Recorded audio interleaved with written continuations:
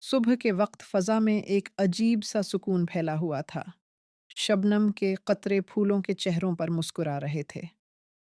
درختوں کے پتے جیسے دھیرے دھیرے ذکر کر رہے ہوں۔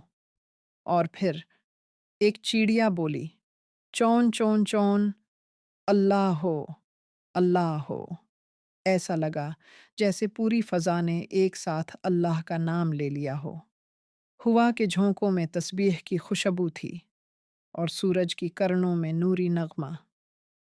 اس باغ میں جہاں زندگی کا ہر ذرہ اللہ کی یاد میں تھا، ایک بزرگ درویش آہستہ آہستہ چلتے ہوئے نمودار ہوئے۔ ان کے چہرے پر سکون کی روشنی اور ہاتھ میں تسبیح تھی۔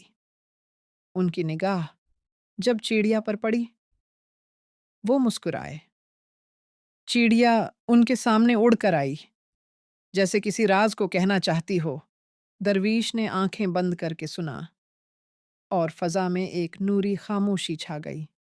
چڑیا بولی، اے بندہ اوں خدا، ہم سب تسبیح میں مصروف ہیں، تو کیوں غم میں ہے؟ درخت ذکر میں ہے، ہوا ذکر میں ہے، تو بھی اللہ ہو کہہ کر خود کو پہچان۔ درویش کی خاموش دعا کے بعد باغ میں ایک نیا رنگ بھر گیا۔ ہوا خوشبو سے مہک اٹھی اور ہر طرف بچوں کی ہنسی گونجنے لگی۔ چھوٹے چھوٹے ہاتھوں میں تتلیاں، چہروں پر روشنی اور لبوں پر ذکر۔ ایک بچی بولی، آمی، یہ چڑیا بھی اللہ ہو کہہ رہی ہے۔ بزرگ درویش نے مسکرا کر کہا، بیٹی، جب دل صاف ہوتا ہے تو ہر آواز میں اللہ کی صدا سنائی دیتی ہے۔ پھر وہ سب بچوں کے ساتھ بیٹھ گئے اور چڑیا کی تسبیح سننے لگے۔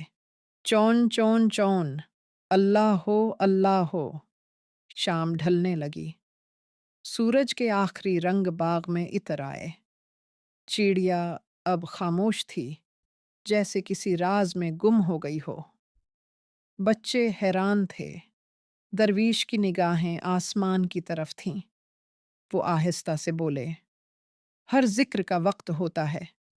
جب مخلوق خاموش ہو جائے تو خالق کی صدا سنائی دیتی ہے۔